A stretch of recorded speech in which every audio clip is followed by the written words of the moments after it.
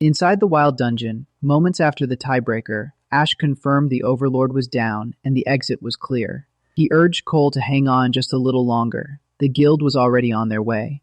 Cole, coughing, insisted that once they got out, he'd tell everyone the truth, that Ash was the real hero.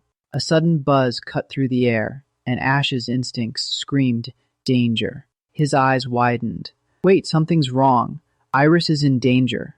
Without a second thought, Ash activated his skill, Stellar Warp, a teleport that consumed mental control to instantly reach his contracted beast.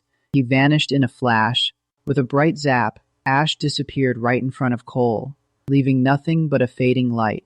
Cole stood frozen, shock written all over his face. He stammered, "More than 2 classes," at the same time. A smirk crept across his face. "Just how many secrets are you still hiding, Ash?" The rescue team finally arrived, footsteps echoing off the stone. Gong Cheng shouted, "Found them! Just ahead!" He barked orders. "Move! Get in there and save them!" Medics rushed forward. A medic hurried to Cole, guiding him. "This way. Over here." Medics worked frantically. "I am stopping the bleeding. Someone get me bandages." Gong Cheng knelt beside him. "Cole, talk to me. How bad is it?" "That dungeon overlord was running B-rank power. You two surviving, this is an actual miracle." Medics reported the examiner was unharmed, purified and stable. Sato groaned, still haunted by the nightmares. Suddenly, someone noticed Ash missing. "Where'd that kid go?" "No other casualties found. Did he bolt?" "Fan out and keep looking." Gong Cheng fumed. "This is entirely the inspection agency's fault. You got hurt because of their incompetence? The second I am out of here, every last one of them is fired." But then Gong Lin stepped in, a sly smile playing on his lips. No. Actually, this is perfect." He spun the narrative. An unexpected incident during the examination. The examiners themselves were defeated by monsters. Gong Lin proudly spins the tale of how his son, the supposed hero, stepped up and saved everyone when all hope was lost. He lets out a hearty laugh and asks if this situation could be any more perfect. Talk about a convenient narrative. Cole started to object. "Actually, every creature here, including the Overlord, Ash was the one who..." Gong Lin sharply slapped Cole's shoulder, cutting him off, and Cole yelped in pain. Gong Lin leaned in. "It is you. You took care of it." He gestured to the crowd. "Every single person here watched it happen with their own eyes." He repeated.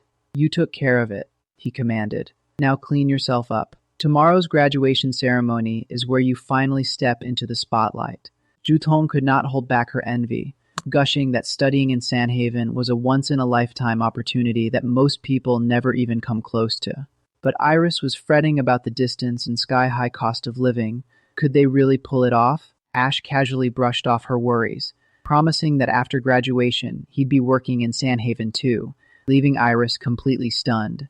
Both girls erupted in disbelief. Ash got recruited by a top-tier elite guild in Sandhaven? How in the world did he pull that off? Iris squealed with joy. They'd be going to Sandhaven together. Even Jutong, though jealous, vowed to get into a school there too. Ash turned to his sister, his gaze filled with unspoken resolve. This time, she would not have to give up her dreams for anyone. As he showered, Ash mentally checked off the list. Threats against Iris handled. Graduation exam wrapped up. First place secured. Per his deal with Cole, he'd collect $1 million tomorrow, just enough to clear Theo's debt. But his mind drifted to wrath. If the Demon Lord was really sealed after crossing into the human world, his 3-year estimate was looking riskier by the day. He needed to get to Sandhaven fast and find Wrath. That had to be the priority now. But before any of that, he needed someone he could truly trust at his back. And tomorrow's graduation ceremony was the perfect opportunity to find that person. Meanwhile, Kawen and Lingyu were deep in conversation. Lingyu reported that the Glutton had been spotted recently in Everfield County. Kawen leaned in, wanting every detail. Lingyu explained she had rushed to the scene as soon as she got the tip, but security footage was already wiped. Only scuff marks and bloodstains remained. Same MO as always. Kill first, then consume. His targets were always awakeners with rare abilities, and the rank of his victims kept climbing, which meant the Glutton was getting stronger, fast, Once he starts moving, he does not stop. Ling Yu's gut told her he'd strike again soon, and showing up now, of all times, was no coincidence. Cao Wen simply replied, "Very interesting." But Ling Yu had one more piece of news, and it was even better. Cao Wen raised an eyebrow. This time, the glutton struck in a narrow alley inside a low-income housing estate. That alley, Rainier, was less than 100 meters from Ash's home. Ling Yu pointed out they had zero visual records of the glutton, but Ash's recent performance, his abilities growing at an illogical rate, his fighting style, they'd both seen it with their own eyes. She laid out two possibilities. Theory 1.